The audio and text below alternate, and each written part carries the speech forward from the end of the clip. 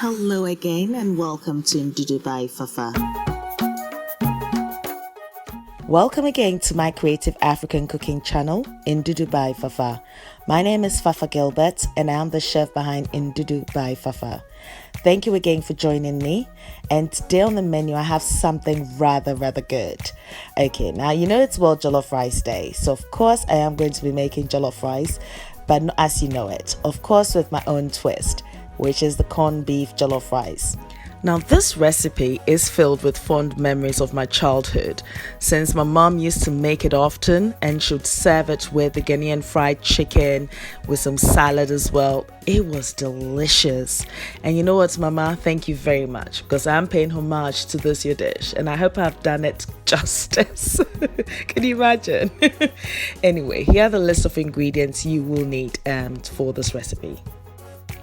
To start, place a saucepan on a medium heat and add your oil and then add your sliced onions. Now we're going to be frying this for about a minute or two on a medium heat.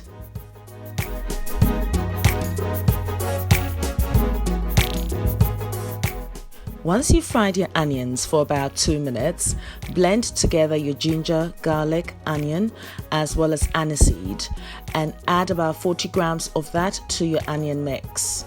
Now fry that gently for about 3 minutes, yet again on a low heat. Now fry the ginger mixture for about 2 to 3 minutes or until the oil actually separates from the ginger mix. Now the point of this is to infuse the flavors, and if you've been watching all my videos, you know I've been talking about flavors and infusions. Once you've achieved the desired texture, mix the 40 milliliters of water with your tomato paste until you have this beautiful double cream consistency. Now add your tomato paste to your ginger mixture and we're going to be frying this again, yet gently on a very low heat for about 4 minutes until the tomato mixture actually separates from the oil.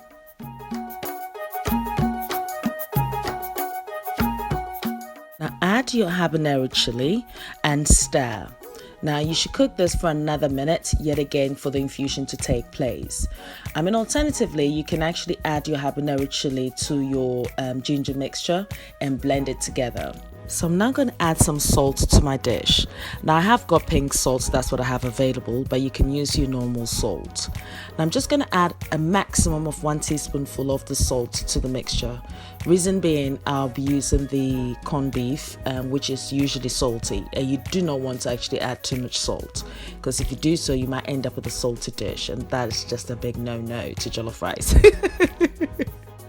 Now to cut the cooking time in half, what I've done is just blended some tomatoes and cooked it for about 15 minutes to reduce it. So it's now turned into this beautiful thick paste that I'm now going to add to my tomato mixture.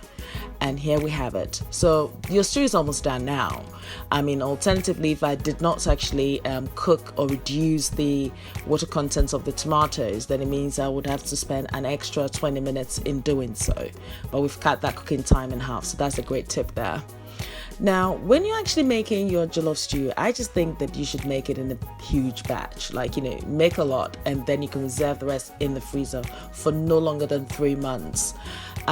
Reason being, I just do it as simple as this, and then as I go along, if I wish to incorporate any more flavors, I can add more flavors. So you can add your curry if you wish, but at this point in time, I'm actually just going to add my bay leaf and just cook this gently for about 7 minutes. This is just to allow all the flavors to actually marry. That's just going to be delicious. Of course, I have to taste what I'm making, and it's delicious. Now, the best thing about stews as well, I found out that it's best when you actually use it the day after, because all the flavors settle and they infuse perfectly. Now at this stage, I'm actually grating some fresh nutmeg, which would give it that aromatic, sweet taste. It's just incredible when you do so. So I'm just going to fry this gently for another 2 to 3 minutes, and I think I'm almost done. I'm not going to use all this stew for this jollof. I'm going to reserve half for this amazing recipe that I've got. Oh my god, you really want to watch that. That's my next video. If you haven't subscribed, you need to subscribe now because you do not want to miss that. Now I've got some fresh thyme. You can use your dried thyme, and just finishing the sauce that I'm now going to be using for my jollof rice. Now I'm incorporating the thyme into it, whereby if you notice the one that I actually reserved for much earlier, I did not include that because I'm allowing myself the time to incorporate different flavors into that one as well. Now for this recipe, I'm actually using basmati rice, and what I've actually done is wash the rice till it's run clear, and then I've actually just soaked it into hot water. Now you need to watch my previous video, which is how to make the perfect coconut rice, and it would show you the procedure in terms of how to parboil your rice the Ndudu way. Now I've discarded the water, and I'm just adding my parboiled rice to the mixture now. And this is where all my infusions and hard work is all going to pay off. I want every grain in there. Mix the rice and your spicy tomato sauce until it's well combined and you have this beautiful mixture. Now gently fry this mixture for about 5 minutes. This is to allow the flavors to yet again infuse into the rice. And each time you're cooking this, the rice is also still cooking anyway. You might be wondering where the corned beef is. Here it is though. Now the reason why I've actually added the corned beef much later is because I want it to be like in chunks, so that you have like this whole rice ball thing happening on it. Trust me, I know this is crazy. It sounds crazy, but it is delicious anyway. Gently mix everything together, ensuring that you do not break the corned beef. And now we're ready to add our beef stock. Now this homemade beef stock was actually made with my spices of like ginger, onion, garlic, chili, and I actually just cooked the beef in. I used the beef for a different recipe, and I reserved the stock, and this is where all the flavors are actually coming from. Now you'd notice that I've not actually used any stock cube, reason being because I've got my beef stock. Now each time you actually you steam your chicken, you steam your mutton, your beef or anything, reserve the stock, don't throw it away because it is important. And this is actually going to incorporate that beefiness and flavor. You can just see how dark and rich this is. It's like flavor naba.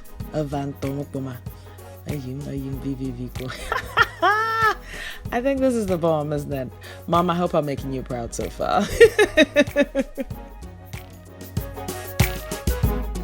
So now I'm just leveling the surface to make sure that every grain is incorporated into some sort of sauce, and it's just perfect. It's almost like I'm building a foundation here. Maybe it is. Now I'm just going to cover this for about 2 minutes.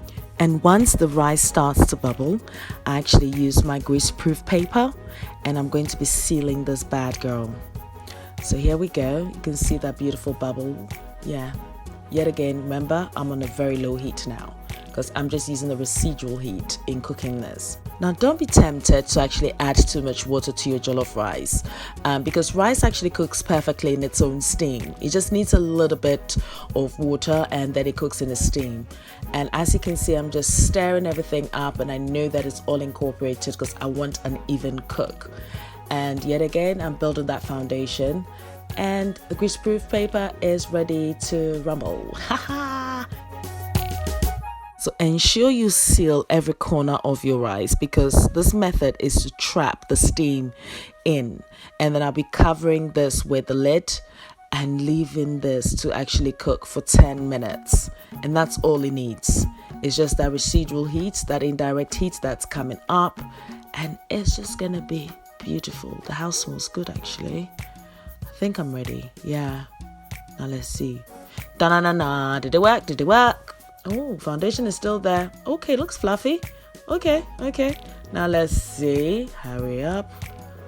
Oh yes. Oh, look at that deep orange color.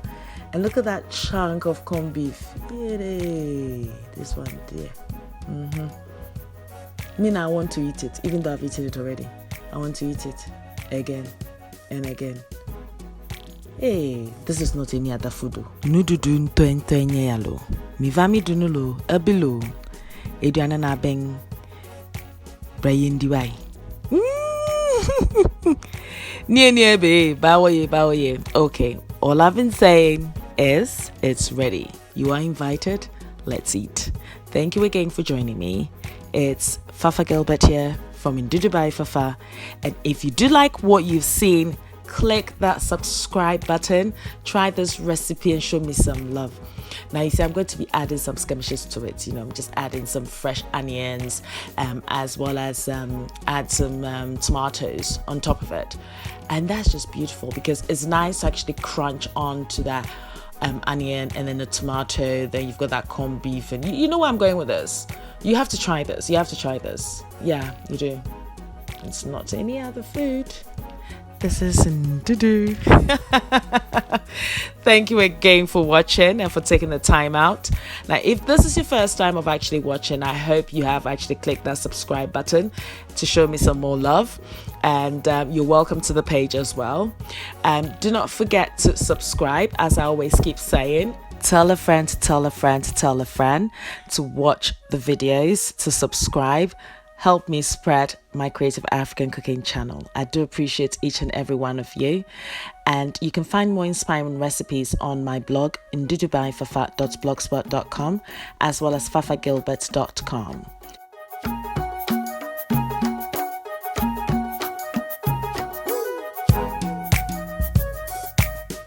Next recipe will be this amazing seafood dish. Of course, I'm not going to tell you what it is, but it's coming soon. You do not want to miss it, so do not forget to subscribe. I'll be uploading new videos and recipes every Wednesdays and Saturdays on my YouTube channel. You do not want to miss this, so click that subscribe button now. I'm also on Facebook and Instagram and Twitter as Ndudu by Fafa. Thank you again for watching. Until next time, big love. Mwah.